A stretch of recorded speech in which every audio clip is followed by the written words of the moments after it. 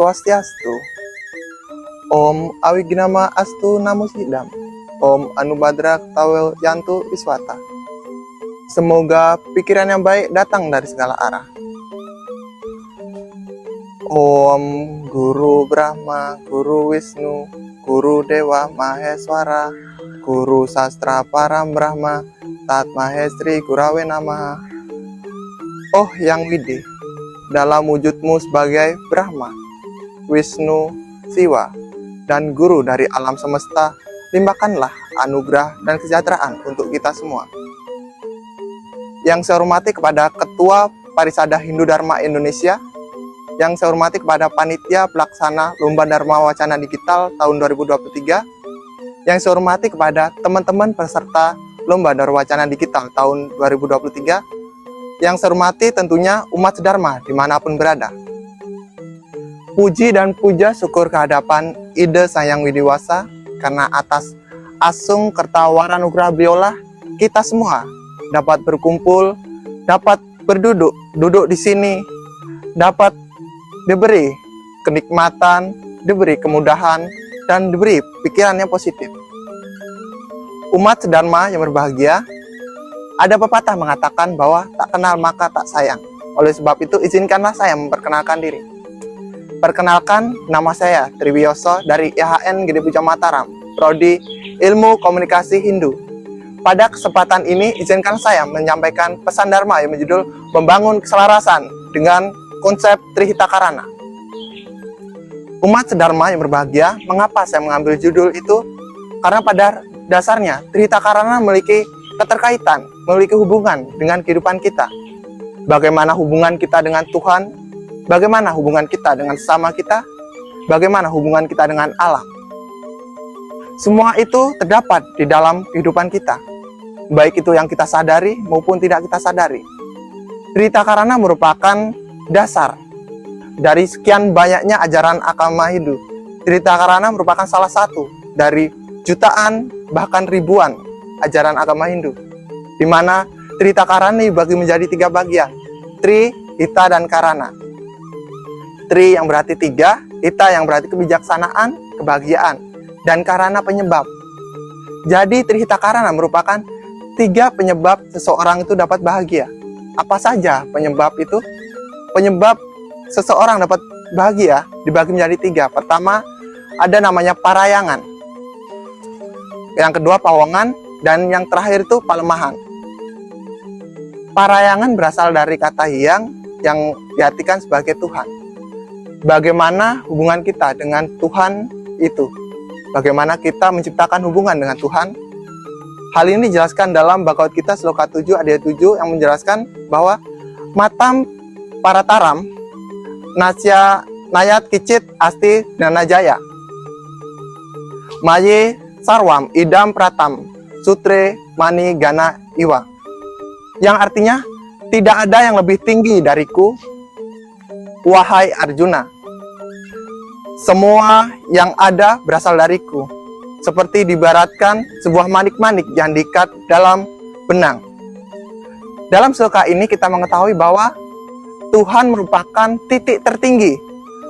Tuhan disebut dengan banyak nama, dijelaskan dalam Manarwa Dharma Sastra, juga dijelaskan dalam kitab Upanishad. Eka Ewam Aditya Brahman, yang artinya Tuhan itu satu dan tidak ada duanya. Disebutkan juga Tuhan banyak nama. Banyak nama, dan hal itu membuat kita bahwa tidak ada kedudukan yang lebih tinggi daripada Tuhan.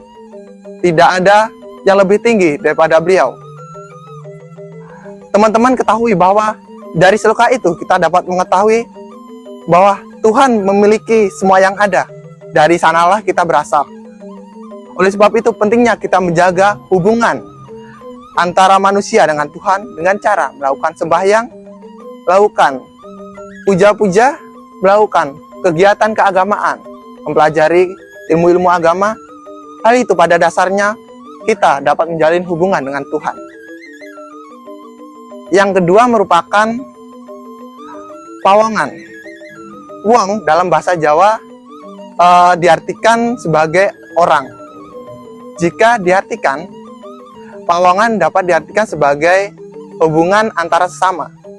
Di sini kita mengetahui bahwa manusia merupakan makhluk sosial, di mana makhluk sosial tidak bisa hidup sendiri. Makhluk sosial juga tidak bisa hidup tanpa adanya orang lain.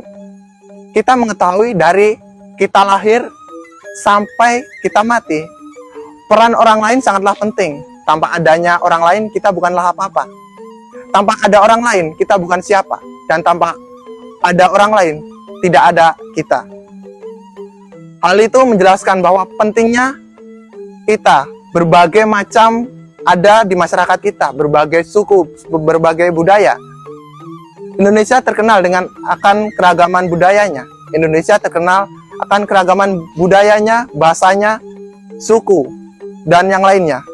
Keberagaman ini bukan menjadi faktor pembeda untuk kita. Keberagaman menjadi faktor untuk memperkaya kita.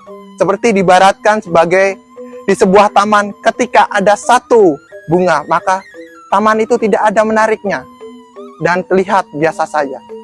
Ketika terdapat berbagai macam bunga, maka taman itu terlihat hidup, taman itu terlihat indah, dan dapat melegakan suasana, dapat membuat pikiran yang kotor menjadi lebih tenang, membuat kita menjadi tenang sejenak, pikiran menjadi rehat.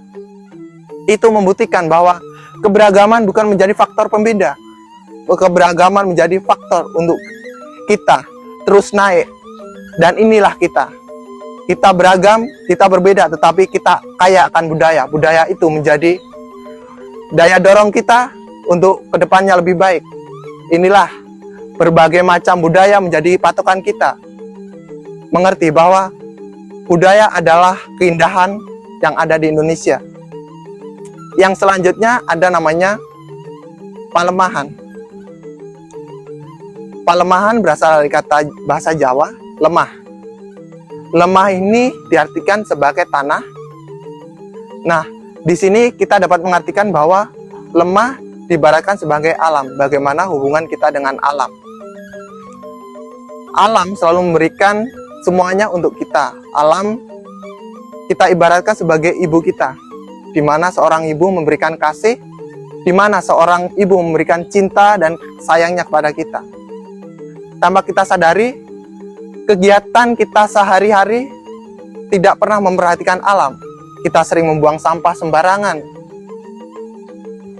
Kita melakukan kegiatan yang berlebihan, menebang pohon, mengakibatkan bencana banjir, mengakibatkan globalisasi. Kemudian, hal ini dijelaskan juga dalam Upanishad, Sarga 1 Sloka 76 menjelaskan bahwa ayam nijah paroweti genana logacatam udana tu wasudewa kutumbakam, yang artinya bahwa kita itu memikirkan diri kita itu sendiri. Kita memikirkan bahwa adanya kita dan keluarga kita. Tanpa kita sadari, orang bijak mengatakan bahwa semua yang ada di sekelilingnya adalah keluarga. Semua yang ada di sampingnya adalah rekan. Dan semua yang ada di sampingnya adalah sahabat. Hal itu membuktikan bahwa kita perlu memerhatikan mereka karena mereka adalah saudara kita. Mereka bagian daripada kita. Hal itu juga perlu diperhatikan. Mengapa demikian? Semua yang kita lakukan akan berdampak pada diri kita. Hal ini dijelaskan dalam